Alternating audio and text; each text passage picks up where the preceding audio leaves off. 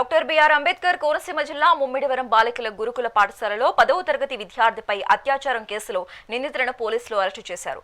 ప్రధాన నిందితుడితో పాటు సహకరించిన మరో ఇద్దరిని అరెస్టు చేసినట్లు అమలాపురం డీఎస్పీ ప్రసాద్ తెలిపారు.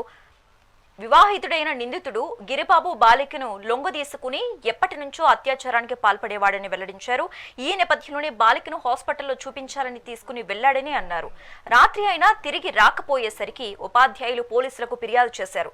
పోలీసులు విచారణ జరపగా ఓ లాడ్జిలో గదిని అద్దెకు తీసుకుని అత్యాచారానికి పాల్పడ్డారని తెలిపారు.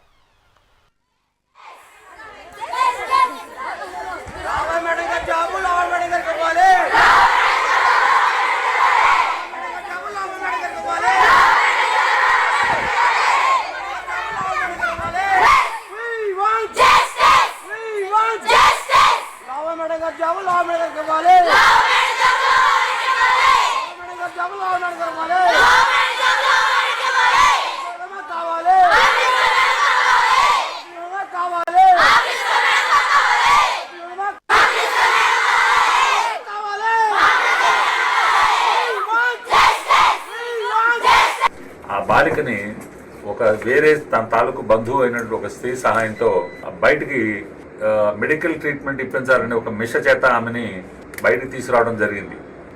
కాలేజీ అడ్మినిస్ట్రేటర్స్ అండ్ టీచర్స్ వారు కూడా ఆ అమ్మాయికి తరచూ గతంలో మెడికల్ ట్రీట్మెంట్స్ అవసరమైనాయి కాబట్టి ఆమెకి గతంలో ఉన్నటువంటి కడుపులో నొప్పి ఉండడం, ఆమెకి అమలాపురం ముమ్మడివరంలో ఉన్నటువంటి మంజీరా హాస్పిటల్లో తరచూ ట్రీట్మెంట్ ఇప్పించడం, ఆ విషయం తండ్రి ఉండగా కూడా చేయడంతో నమ్మి ఆమెని వారికి ఇవ్వడం జరిగింది. ఆ బాలికని ముద్దాయి తర్వాత అక్కడి నుంచి వెస్ట్ గోదావరి మన ఏలూరు జిల్లా, తూర్పుగోదావరి జిల్లా గౌరీపట్నంకి తీసుకువెళ్ళి అక్కడ కొంతసేపు గడిపిన తర్వాత రాత్రికి అమలాపురం గణపతి లాడ్జికి తీసుకొచ్చి అక్కడ ఉన్న రిసెప్షనిస్ట్కి ఎక్స్ట్రా పేమెంట్ చేసి క్లాండెస్టైన్గా రూమ్ తీసుకుని దాంట్లో ఆమెపై 2 సార్లు ఆ రాత్రి అత్యాచారం చేయడం జరిగింది.